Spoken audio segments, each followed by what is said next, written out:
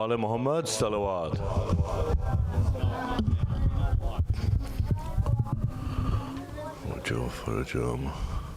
Bar Muhammad Wale Muhammad Salawat. Muhammad Wale Muhammad.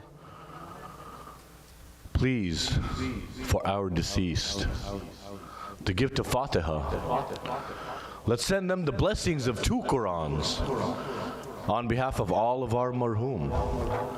Allahumma salli ala Muhammad wa ala Muhammad wa ajil farajum. Bismillahir Rahmanir Rahim. Alhamdulillah Rabbil Alameen. Every praise belongs to Allah, the Lord of the worlds, the most beneficent, most merciful. Master of the day of judgment, I serve only you. I beseech your help in everything that I do. Keep me on the straight path, the path that is true, the path of those who have gained favors by you, not the path of those who have earned your wrath, nor those who deviated from your guided path. Surah Ikhlas. In the name of Allah, the blessing giver, the sin forgiver, say, Allah is one. Except for Allah, we need no one. He has no parents, no daughter, no son. Allah is the rarest one. Bismillahir Rahmanir Rahim. Qul hu Allahu ahad, Allahu samad, lam yalid wa lam yulad, wa lam yakul lahu kufuwan ahad. In the name of Allah, the most beneficent, most merciful, say Allah is the singular numeral. There is nothing but Allah we need in this world. He begets not, nor begotten is he. Allah is the only OG. May Allah send blessings on Muhammad's family. May he quickly return my living Imam to me. Salawat. Allah Muhammad. Muhammad wajil farajum. Now with another loud salawat, let's welcome Sakina to come do Hadith Sigisa for us. Salawat.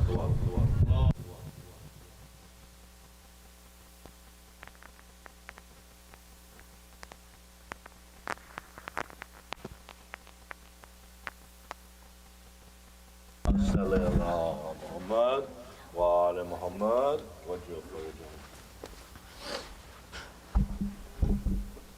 Hadith Kessa, the story of the cloak.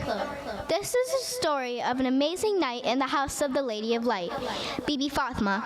It all started when she was visited by her father, the Prophet of Allah. He came into the house and to her he said, Salam. Welcome, Salam, his daughter said. Then the Prophet told her how he felt. I feel weakness in my body, he said to her. She said, Allah is the only healer. He asked her to bring the Yemeni cloak and cover him with it. And so that's what she did. Inside the Yemeni, her father's face looked beautiful like the shining moon. Allah send blessings on Muhammad in his house too, and unite me with my Imam soon. Allahumma salli ala Muhammad wa ala Muhammad wajil farajahum. Her son, Imam Hassan, then entered the room. He said salam to his mom and said he smelled a fragrance so sweet it can only be his grandpa, the Prophet of Islam. Bibi Fatima said, your grandfather's under the cloak. So the little boy Hassan ran to his grandfather and spoke. Peace be on you, my grandfather. May I join you under the comforter? And Prophet Muhammad said, peace be on you too. Permission to enter, I give you. And then Imam Hassan entered the cloak too. Allahumma salli ala Muhammad wa ala Muhammad wajil farajahum. The next person to enter the house on that day was a little boy named Hussein. Peace be on you, mother, he would say, and on you too be peace, his mother replied. She said he was the apple of her eyes. The little boy smelled something he would recognize. Your grandfather and brother are sitting under the covers, Bibi Fatima would reply. Imam Hussein said salam to the Prophet of Islam and asked if under the covers he could be the third one. Welcome, salam, his grandfather said to him, and invited Hussein to enter the cloak with them. Allahumma salli ala Muhammad wa ala Muhammad wajil farajahum. The next person to enter the house could only be no other than Abu Talib's son, Ali. To Bibi Fatima, his wife, he said, Salam. Peace be on you, daughter of the Prophet of Allah. She said to him, on you too be peace, O father of Hassan, Amir al-Mu'mineen. Fatima, I smell something so sweet it can only be none other than the Prophet of God, my brother. Fatima said, yes, he is the one underneath the cloak with your 2 sons. Hazrat Ali approached the Blessed Three and he said, Prophet of God, God, on you be peace. May I enter the cloak with you three? And Prophet Muhammad said, peace on you too, brother, my successor. Inside the cloak you may enter. Hazrat Ali entered the Yemeni with the other three men in his family. Allahumma salli ala Muhammad wa ala Muhammad waj'al farjahum. Finally, Fatima, the Queen of Heaven, stepped forward and asked to enter the cloak with them. She said salam to her father. Welcome salam, he replied. She entered the cloak and completed the 5. Allahumma salli ala Muhammad wa ala Muhammad waj'al farjahum.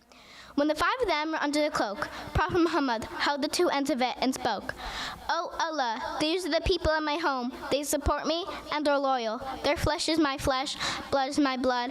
I love who they love. Their enemies are mine too. If you are at war with them, you are at war with me too. Please bless them and make them perfect and pure. Allahumma salli ala Muhammad wa ala Muhammad waj'al farjahum. Then Bibi Fatima heard Allah's voice in the heavens. He gathered all the angels and he said to them, I hung the sky and created the moon. I make the planets rotate too. Even the sailing ships and the raising tides, I created only for this 5. And then Fatima heard when the Archangel Jibreel spoke. He asked Allah who was under the cloak, and Bibi Fatima heard Allah say, this was the house of Fatima, her father, her husband, and her 2 sons, Hassan and Hussein. Allahumma salli ala Muhammad wa ala Muhammad waj'al farjahum. Hazrat Jibreel asked he who will always be alive if he can fly down from heaven and join the 5. Allah said, yes, he has spoken. Hazrat Jibreel flew down and waited outside the cloak-in, greeted the Prophet of Islam. He said salam and told the Prophet, Allah sends his blessings on you. He said, I am allowed to join you under the cloak too. Allah's highest angel from heaven entered the cloak and became the 6th one of them. The angel said to Allah's Habib that Allah sent his revelations on you, and now he wants to purify thee. Blessings on you in this perfect home. Allah declares you perfect and pure. Allahumma salli ala Muhammad wa ala Muhammad waj'al farjahum. Bibi Fatima said her husband Ali asked her father the Prophet why Allah created such a beautiful moment. And the Prophet said, whenever people who love us remember this event, Allah sends angels to circle them and pray for them until the last person has left. Then Hazrat Ali said, we and our lovers are winners. Prophet Muhammad said, Allah will forgive us, and no one will be left a sinner. No one will be sick or upset. Anything we pray for, we will get. We are success from now to Akhira, wa Rabbul Kaaba. Salawat.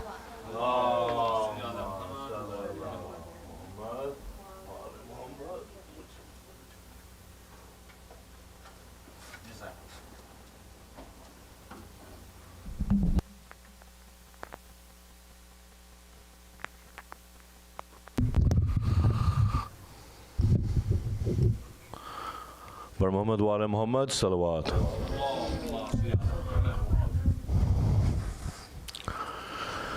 Oh Allah, the laws of physics are subservient to you. They make sense to human calculations only because you allow them to. The limits of our senses can perceive them to be verified as true, but we can only conceive them because you allow us to. You are the cause of everything, but you are the only thing that does not move. Never changing, only you do all the arranging, the sunset and the dawn. Even the heaviest rocks' basic components are protons, neutrons, electrons, constantly moving, never stop. But you have never moved, never changed, always existed, never aged, no ears. Yet you hear us when we complain. We can't conceive you, so you taught us your names. Any name we call you, it's the same. The punisher, the forgiver, never born, never created, but the always liver. You speak with no words, but when we praise you, we are heard. When we ask you, we get more than we deserve. You allow us to serve. Yet we're lazy. Our arrogance is downright crazy. Why do we ever do anything other than praise thee? I'm so insignificant that if I wasn't even here, you wouldn't even have to replace me. I will cling to you like a stage 3. Even at my worst moment, you never hate me. You're the only thing worth appreciating, so all praise belongs only to you. All majesty and glory too. I will never stop imploring you. Isn't that what what you created me to do? I want to serve you, but you need nothing. You treat me with the ultimate kindness when I'm not even worth loving. I disgust myself with the things that I've done, delayed my prayers so I could have fun when you created entertainment. You're the one who created joy and laughter in this world of matter and promised even better in the hereafter. I want it all, every blessing, big or small. Oh, answer to those who call to you. Allow me to walk the path that's true. Bar Muhammad wa ala Muhammad salawat. Allah Muhammad. Muhammad. Hazrat Ibrahim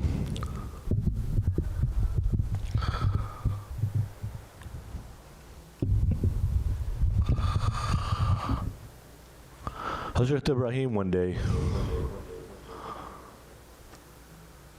had a knife and his son and a blindfold, and his son's hands were tied and his son was blindfolded, and he started cutting his son's neck. He started cutting his son's neck, and he felt the blood from his son's body soak his hands. And he put his hand on his son's chest and felt him lifeless. And he took off his blindfold, and he looked down, and he saw a sheep had replaced his son. And he looked up and he saw his son was unharmed. And he implored Allah. He said, Allah, why is my son still alive? How could you do this when you let me sacrifice my son, Allah? And he asked his friend, my friend, don't you love me? Don't you love me? You said I'm your friend and you wanted me to do this. Like what? Allah, why did you let me do this for you? But the day I'm talking about was not Bakr Eid. It's the day of Ashura. And Imam Hussein had his lifeless son's hand in his body. And he had his son's blood on his hand. And he too turned to Allah. And he said, my Lord, are you happy now? I love you so much. If I had anything more to give you, I would give it to you. My eyes are not blindfolded and my son's hands are not tied. We did this for you. See, love for the Ahlul Bayt heals everything. Love for the Ahlul Bayt heals everything. And that's why we're here to cry. See, Bibi Fatima told us this. You know, we follow our Ahlul Bayt because they're the right path. It's the right path. Hazrat Ali says this, Sirat al-Mustaqim. I'm Sirat al-Mustaqim. Why does he say that? Because people read the Quran. It says, Aydina Sirat al-Mustaqim. Guide me to the right path. Well, where am I going to find it? Hazrat Ali says, I'm right here. Which path is it? The path of those who you bestow favors on, not the path of those who have earned your wrath, right? Who does that sound like? Hazrat Ali again. It's very clear. Hazrat Ali is the path, right? Ayatul Kursi, allow those to intercede who I have given permission to, right? You know, I'm no hafiz of the Quran. Barely read it. I have a bunch of them. My mom told me something today that made me kind of sad. She said, my son, I'm so proud of you. I brought you books from Iran. I got you this, I got you that, right? I brought you over 20 Qurans from all over the world. And today I saw one sitting on top of my dresser with dust all over it. Right? With dust all over it. You know, if there's one thing I want you to learn from me, right? And one thing I want you to learn from me, inshallah, it's stories about the Ahlul Bayt. Loving the Ahlul Bayt is good, this and that, right? But I want you to learn that if I could stand here and believe that I can stand here and declare I'm going to go to heaven because I cried for Imam Hussein and because I love Imam Hussein, because I love Imam Mahdi, you should too, right? If you think that I sat here and I studied for years, he must have read some books and he must have done this and listened to Majlis and must have done this and that, right? Man, you guys saw me yell at my 8-year-old son for not being ready to read a poem. And he went home that day and he wrote something, didn't he? 8-year-old, right? Probably smarter than me, right? Smarter than my 8-year-old son. So act it. You know, the love for the Alobit heals everything. If I could do it, you could do it.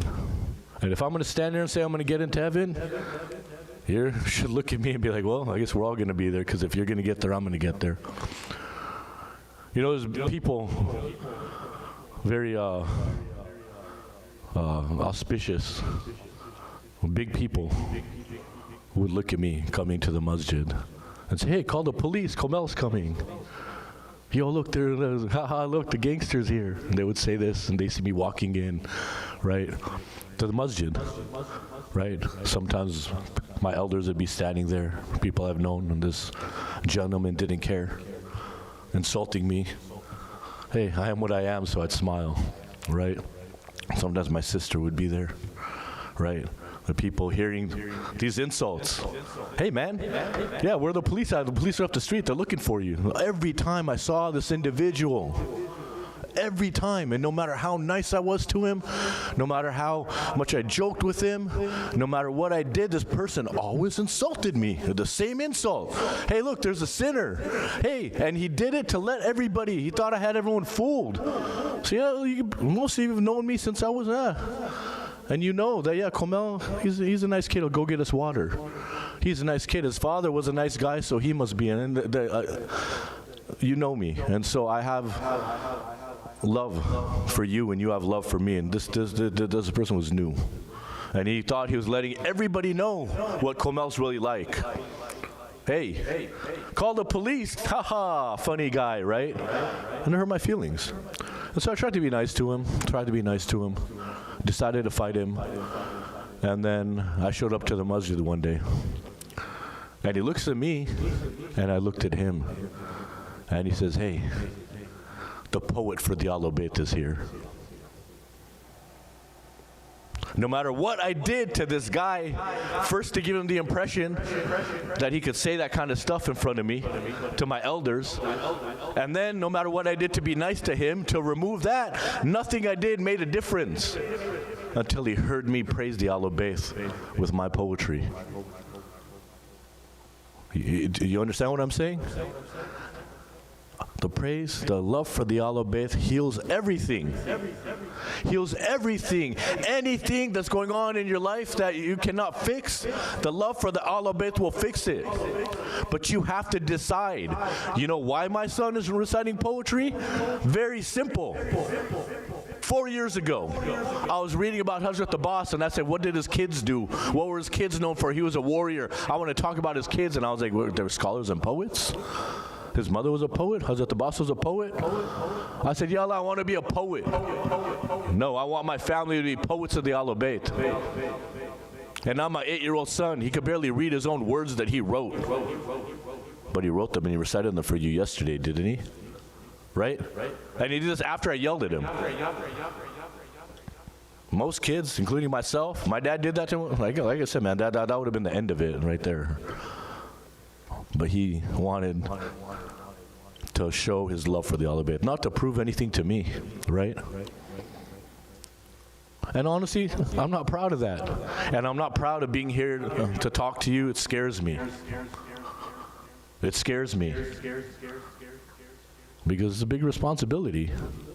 Not that I'm important, I have this responsibility, but me, either being foolish enough or arrogant enough or bold enough to come here and say, let me speak of these great people and let me try to guide people to the guide.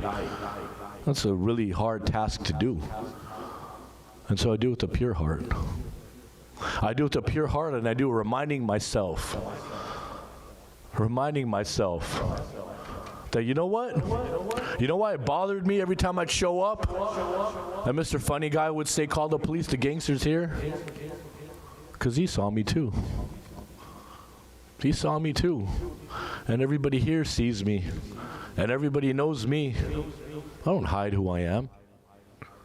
I know I sinned. I sinned yesterday, I sinned today, I'm going to sin tomorrow. Right? That's everyone has their vices, right? Maybe your sins are greater than mine, and maybe mine are greater. It doesn't matter. It doesn't matter. But I know mine, and I know who I am, and I know what I do, and I know no matter what, I still have the opportunity to come here and say, Nara Hedri. And people show love for Hazrat Ali. That's a big deal. Just that is a big deal. And why do I have the opportunity to do that? Why is my son reciting poetry? You think I'm a great father? You think I'm a great father? You know why my son's reciting poetry? My mother had a dream before I was born that I was gonna be a companion of Imam Mehdi, and so she named me Mehdi. And as I grew up, my mother would pray for that. You see, the prayers of a mother. The prayers of a mother for me to love the Ahlul Bayt. You know why Hazrat Hur is a companion of Sahaba al-Hussein instead of guy right here?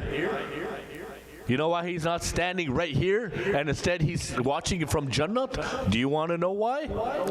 Because his mother never took Bibi Fatima's name without doing wudu.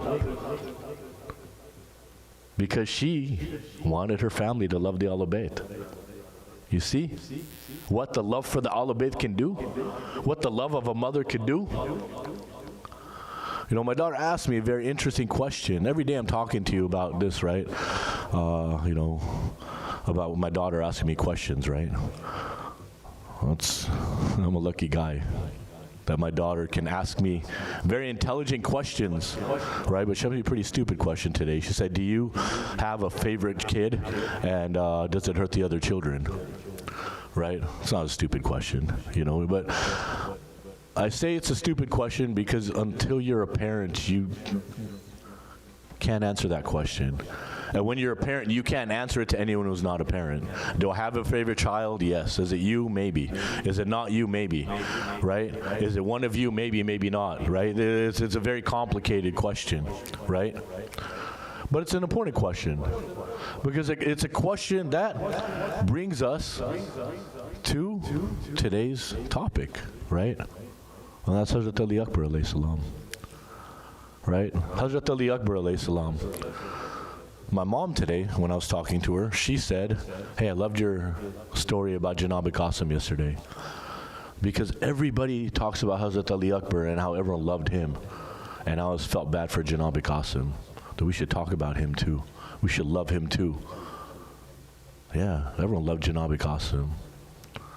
Bibi Zainab loved Janab Qasim. Farwa loved Janab Qasim. Hazrat Abbas loved Janab Qasim. Imam Hassan loved Janab Qasim. You don't think Imam Hussein loved Janab Qasim? Everyone loved Imam Zainul Abidin. Right? Why Hazrat Ali Akbar alayhi salam? You know why? Because they could see the love when Imam Hussein looked at him. It was different. He loved everybody.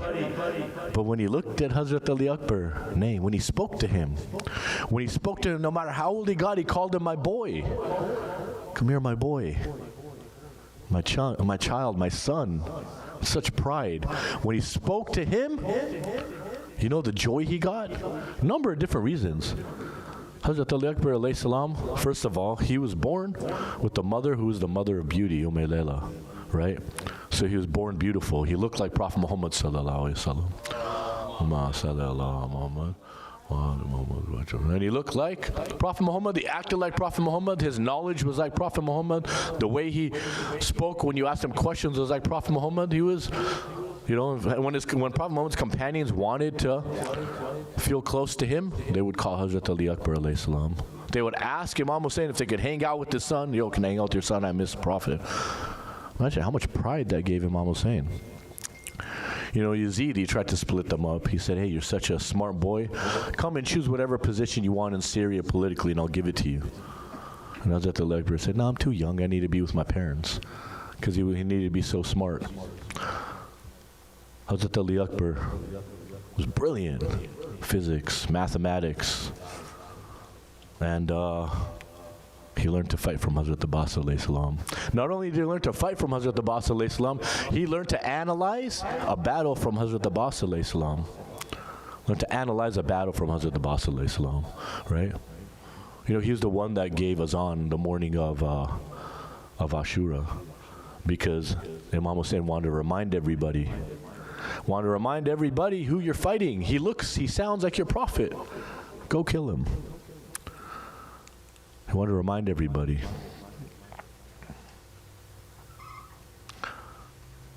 His sister held on to his leg and said, "Don't go. Don't go. I'm never going to see you again. Don't go." And I'm not talking about Bibi Sughra this time. She was still in Medina, waiting for her brother to come home and get her so she could go be in his wedding. I'm talking about Bibi Sakina, who's holding on to his legs and saying, "Don't go. Are you going to the river? Don't go to the river. My uncle went and he didn't come back. The river's not very nice. Don't go there." Imam Hussein was alone with his boys. He had so much to do his whole life. He never spent time with just his kids. I always take my daughters sometimes out to Daddy-Daughter Day, we call it. On Mother's Day, I get to spend time with my son, just me and him. And Imam Hussein is finally alone with his boys. There was no Abbas. There was no Qasim, no Ona Muhammad, just the children of Hussein. Imam Hussein Alamuddin sick in his bed. Hazrat Ali Asghar too weak to cry. And Hazrat Ali Akbar was there. Hazrat Ali Akbar was there, and Imam Hussein had his hands in his head. He's like, "What am I going to do?" Some people say that Hazrat Ali Akbar was sacrificed first, that he was martyred first. And that makes sense. And this is where the conversation started with my daughter and I. She said, "Wouldn't he go first? Why would Imam Hussein ask anybody to do something that he wouldn't have do himself?" Absolutely right. You are absolutely right. But you know why that didn't happen? You know why that didn't happen? 2 reasons. Love for the Ahlul Bayt and the mother's love. How could Bibi Zainab look at her children, look at her 2 sons, and know that the son of Hussein was still alive? Was dead. How could she look at her sons alive and see that the son of Hussein was dead? You think that mother would be able to see her sons? You think the mother of Janab Qasim would be able to look at her son and see that see her son alive and see that the son of Hussein is dead? You think Habib ibn Mazahir, the best friend of Hussein, could look at Imam Hussein and say, "Hey, yo, I'm sorry, your son's dead. I'm still here"? You think any of that could be possible? You think any of these people who followed Imam Hussein could let anybody with Imam Hussein's blood in them die while they lived? Is that what they're going to do for their Imam? Absolutely not. And these mothers, they prayed. They prayed, "Don't let our sons be alive if the family of Hussein is dead. Don't allow that to be the case." And so they prayed. And Imam Hussein wanted to send Hazrat Ali Akbar out first. He didn't want to, but he knew he had to. But he never had to make that decision. Why? Because Hazrat Hur showed up. And he said, "After everything I've done to you, let me go out first." And how's Imam Hussein going to deny that? And how's Imam Hussein going to deny that request? And so that happened. And then Wahab, and then Habib ibn Mazahir, and Zubair ibn Kain, and everybody one by one by one by one by one. And then there were the boys, Hazrat Abbas, and Imam Hussein, and the children of Imam Hussein. And he was hanging out. And Abbas went to go get water and never came back. Imam Hussein didn't carry his body back to the tents. He couldn't. His back was broken. And as Abbas pled for him not to. So now Imam Hussein sat there listening for the footsteps of Hazrat Ali Akbar alayhi salam. knowing he was going to come and ask him, and he said, what am I going to tell my son? And he decided, I'm not going to let him go to war. He can help his brother Zayn when he's in chains and he's sick and they're dragging him in chains. His brother can help carry him. When the tents are burned, his brother can help carry him. Bibi Zainab carried him. Yes, I'm dragging this Messiah on for a long time. Because Asiya, Hazrat Ali Akbar was Imam Hussein's favorite. Hazrat Ali Akbar was Bibi Zainab's favorite. He was the first one born in that home. Bibi Zainab had no children and she loved Hazrat Ali Akbar. The day he was born, the second he was born, she grabbed him and she held him. She wouldn't put him down. She loved him and loved him and loved him and loved him and loved him. So much that Imam Hussein knew how to avoid sending Hazrat Ali Akbar into battle. He was a very smart man, Imam Hussein was. Hazrat Ali Akbar walked in with the speech in his head. Asiya wants an e-bike. She's practiced the speech many times. Okay, so, and Hazrat Ali Akbar walked in, looked at his father and started talking about how you'd rather I go and be in chains, and how could you want your son in chains, and you think it's going to be better if I'm humiliated, and all of this great practiced, very eloquent boy practiced this. And went to go tell his father, was saying his father, listen. And then he said to him, go ask your Aunt Zainab. Go ask her. Like, not my decision. Go ask her, knowing she's going to say no. Yeah, she said no. Absolutely not. You can help me. We'll go to Damascus together, and your brother's sick, and who's going to watch him, and all these reasons, right? And then the mother of beauty, Layla, the one who had seen her daughter left behind in Medina. She said nothing then. She listened to her mom. She missed her daughter. But she remembered her daughter Sughra, and she went to Imam Hussein, and she said, I left Sughra in Medina. Don't let me leave, Hazrat. Don't let me leave my son too. Don't let me leave him in this earth when you're going to leave this earth. Don't let me leave him in this earth when Qasim and On and Muhammad are gone, and I've never asked for anything for me. But how could you let them be martyred, but not my son? And Bibi Zainab took Hazrat Ali Akbar's hand. And Layla took Ali Akbar's hand. And they started getting him ready. He was a grown man, but they're helping him dress. His two mothers put on his armor. Hey, go get his mama. Which mama should we? This one, this one. They're so happy. You think they're getting their son ready for their his wedding. Just like that, the same pride. Which kameez? Right? Wrapping with such pride. Getting his armor, shining his armor, getting him ready. Hazrat Abbas wedding of Qab when his horse was still alive, wedding after Hazrat Abbas, Imam said when he got Hazrat Abbas's horse.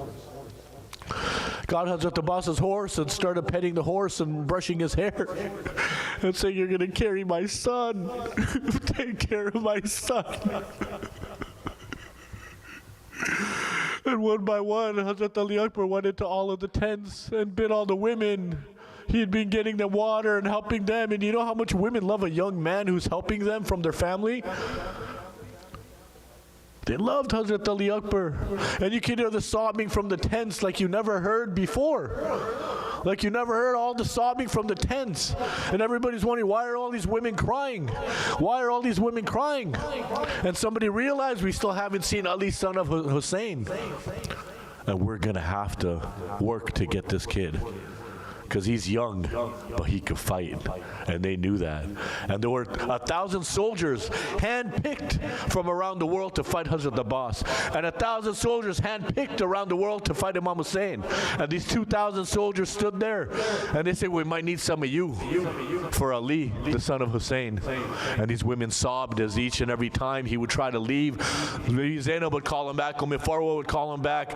Layla would call him back and talk to him and say, I love you. One more hug. One last hug. One last hug. One last hug. I just want to go. Right? Sometimes I just want to go. We just want to leave. We said bye. One last hug. And then there was Bibi Sakina. And he remembered his sister Sughra, how she held his legs and said, don't go, my brother. And other Sakina, don't go, my brother. And then when Imam Hussein went to go help him onto the horse, he went to go put his foot on Imam Hussein's hand and he stopped. He said, how can I step on you, my mom?